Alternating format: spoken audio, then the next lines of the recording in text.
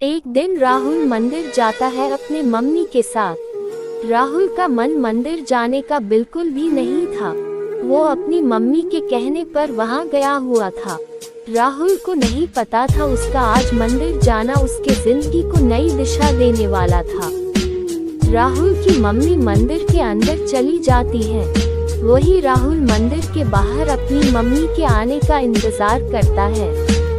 इतने में ही राहुल की नजर की लड़की पर पड़ती है जो नीले कलर के लॉन फ्रॉक में रहती है।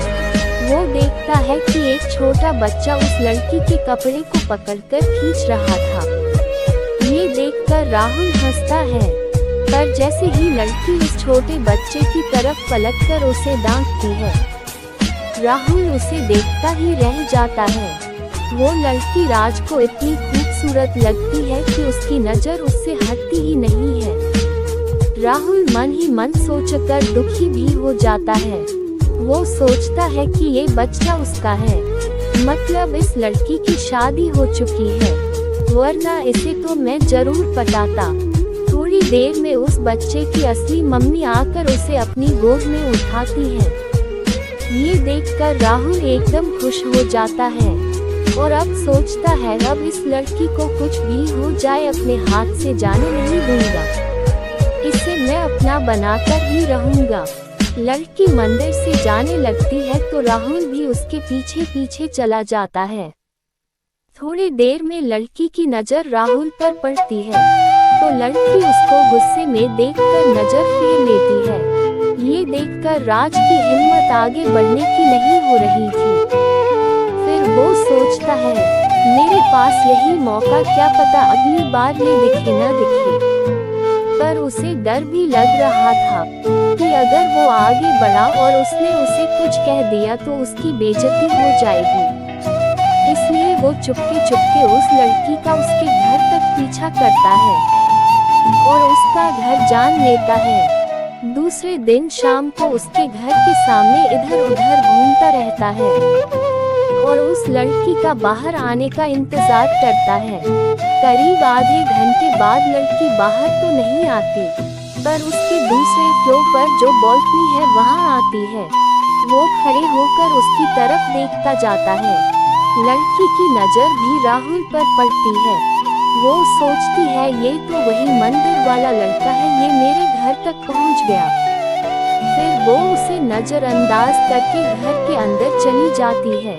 तो थोड़ी देर बाद राहुल भी वहां से चला जाता है। राज एक हफ्ते तक ऐसे ही हर रोज आकर देखता और वो लड़की उसे हर बार नजरअंदाज करके अंदर चली जाती। उसके बाद राहुल ने ठाना कुछ ऐसा करने के लिए उसका भी ध्यान मेरे ऊपर पड़े और मुझे इस तरह नजरअंदाज करे, तभी तो मेरी लव स्टोरी आगे बढ़ेगी। राहुल अगले दिन उसके घर के बाहर फिर पहुंचता है और थोड़ी देर में लड़की भी बालकनी में आती है। उसके बाद लगातार 10-12 फ्लाइंग किस उसे देता है। ये देखकर लड़की उसकी तरफ घूर के देखती है। वो फिर से एक फ्लाइंग किस देता है और इशारे में अपने दिल बनाकर उसे ये जताता है कि वो उससे प्यार करता है। लड़की अपना चप्पल निकालती है और उसकी तरफ दिखाकर इशारे में कहती है भाग जाओ वरना चप्पल से मारूंगी। राहुल अपना गाल आगे करके इशारे में कहता है मारो ना, मैं यहीं पर हूँ। इतने में वो एक बार फिर फ्लाइंग किस करता है। इसके बाद लड़की उसे गुस्से में देखकर अंदर चली जाती है। राहुल भी कुछ देर में सोचते सोचते वहां से चला जाता है। राहुल सोचता है कैसे मैं उससे अपनी दिल की बात कहूँ। फिर उसने सोचा लेटर लिखकर उसे दे दूंगा। वो रात भर में एक अच्छा सा लव लेटर लिखता है। दूसरे दिन फिर पहुंचता है तो वो लड़की के आने से पहले ही उसके बालकनी में लव लेटर फेंक देता है और एक जगह छुप कर देखता है कि वो लव लेटर उसने उठाया या नहीं। थोड़ी देर में वो लड़की उस बालकनी में आती है और वो लेटर देखती है। लेटर खोलकर पढ़ती है तो वो इधर उधर देखने लगती है कहाँ है वो लड़का। कुछ पल में लड़की देख लेती है राहुल को कि वो छुपा हुआ है। ये देखने के बाद राहुल बाहर आ जाता है और उससे इशारे में कहता है कि मैं तुमसे प्यार करता हूँ। लड़की उसके सामने वो लेटर फाड़कर बालकनी से बाहर फेंक देती है। ये देखकर राहुल का दिल टूट जाता है और वो दुखी होकर अपने घर चला जाता है। राहुल सोचता है कि एक बार शायद उसे सामने से प्रपोज करना चाहिए। शायद वो मेरे प्यार को समझे और अपने दिल की बात कह दे। वो दूसरे दिन जाता है और फिर एक लेटर फेंकता है। लड़की आती है, उस लेटर को पढ़ती है। उसमें लिखा होता है कि एक बार बाहर आ जाओ, मुझे कुछ जरूरी बात करना है। उसके बाद तुम्हें कभी परेशान नहीं करूँगा। लड़की उससे कुछ नहीं कहती और वो अंदर चली जाती है। लगभग 20 मिनट बाद वो घर के बाहर आती है और एक दुकान के पास जाकर कुछ खरीदने लगती है। राहुल तुरंत ही उस दुकान की तरफ भागते हुए उसके पास पहुंचता है और उससे जाकर कहता है, मैंने तुम्हें बहुत परेशान किया है, पर बस इसलिए ताकि तुम मेरी हो जाओ। मैं तुम्हें जब पहली बार मंदिर में देखा था, मुझे तुम तभी ही पसंद आ गई थी। मैंने सोचा मैं आज तुमसे बात करूंगा, पर जब तुमने मुझे घूर के देखा तो बेइज्जती हो जाएगी, इसलिए मैं नहीं आया तुम्हारे पास। मैं लगभग 1 महीने से तुम्हारे घर के चक्कर काट रहा हूँ, क्योंकि मैं तुमसे प्यार करता हूँ। तुमने कल मेरा लव लेटर भी फाड़ कर फेंक दिया था। इसके बाद तो मैं यहाँ नहीं आने वाला था, पर मैं फिर एक आखिरी बार अपने प्यार की वजह से आया हूँ। मैं तुम्हारे मुंह से अपने प्यार की हाँ या न सुनना चाहता हूँ। लड़की ये सब सुनकर कुछ नहीं बोलती और आज पहली बार मुस्कुरा के वहाँ से चली जाती है। लड़की को जाते देख वो उसे रोकने की कोशिश करता है, पर वो नहीं रुकती और अपने घर पहुंचकर मेन गेट बंद करते वक्त राहुल को देखकर मुस्कुराती है। राहुल को लड़की की तरफ से कोई जवाब नहीं मिलता। वो घर जाकर सोचता है आखिर उसका जवाब क्या था, क्या वो मुझसे प्यार करती भी है या नहीं। ये सोचते हुए राज पूरी रात गुजार देता है। अगले दिन उदास मन से वो फिर जाता है, ये सोचकर आज अगर उसने कुछ नहीं कहा तो मैं फिर कभी नहीं आऊंगा और आज किसी भी हाल में उससे मैं जवाब मांग के ही रहूंगा। आज चाहे इस पार चाहे उस पार। वो वहाँ पहुँच जाता है और लड़की के आने का इंतजार करता है। थोड़ी देर में लड़की वहाँ आती है और राहुल को देखती है और देखकर तुरंत ही वापस चली जाती है।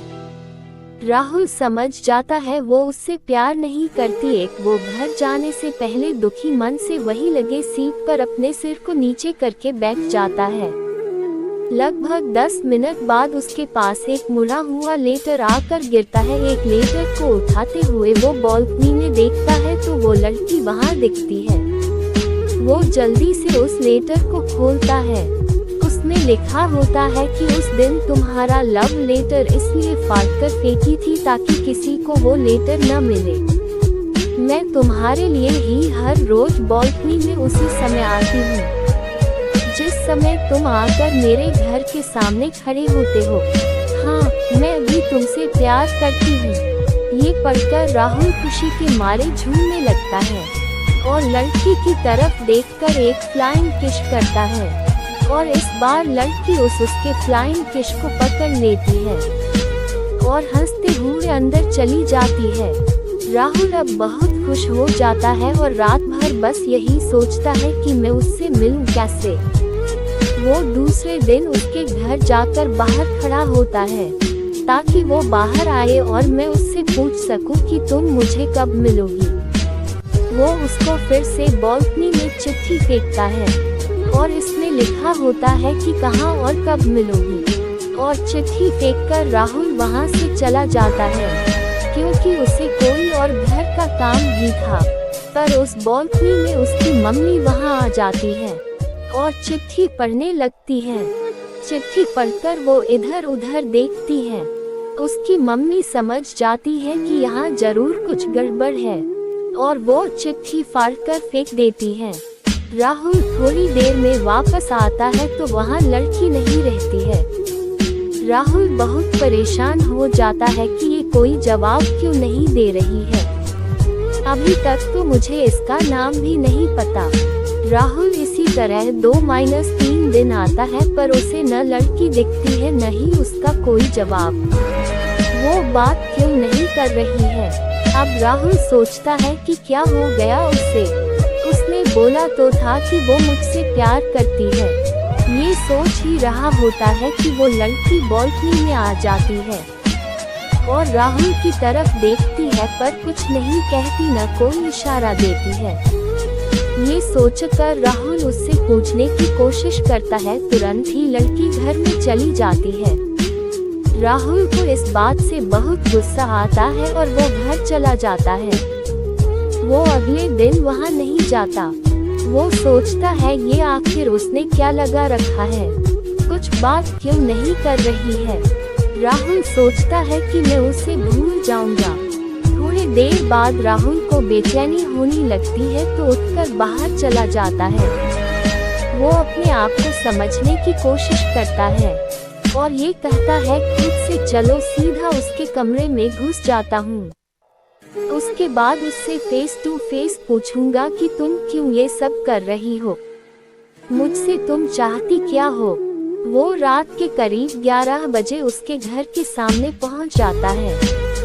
इस समय तक सब खाली खाली लग रहा था। वो उसके घर की दीवार को फांदकर अंदर पहुंचता है। वो सोचता है कि पर मैं ऊपर कैसे जाऊं। फिर उसे पाइप दिखती है। वो उसी पाइप को पकड़कर ऊपर जाने की कोशिश करता है। थोड़ी कोशिशों के बाद राहुल ऊपर चढ़ ही जाता है पर उसके कमरे का दरवाजा बंद रहता है। वो दरवाजे को धीरे धीरे खटखटाने की कोशिश करता है और खिड़की से उसे बुलाने की भी कोशिश करता है पर वो बड़े आराम से सो रही होती है। ये देखकर राहुल सोचता है कि देखो खुद कितने आराम से सो रही है और मुझे ऐसे रात भर घुमा रही है। थोड़ी देर के बाद राहुल ध्यान देता है कि उसकी खिड़की का शीशा थोड़ा खुला है।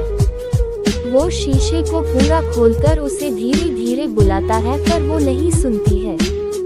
राहुल अपने जेब में चेक करता है कि कुछ है जो मैं फेंक कर उसे जगा सकूं। उसे तब 2-3 सिक्के मिलते हैं। वो एक सिक्का उसकी तरफ फेंकता है पर सिक्का नीचे गिर जाता है जिससे आवाज होती है। वो फिर भी नहीं जगती। दूसरा सिक्का फिर फेंकता है। वो सीधा उसके मुंह पर जाकर लगता है। सिक्के की चोट से वो झट से उठकर बैठ जाती है और इधर उधर चेक करने लगती है।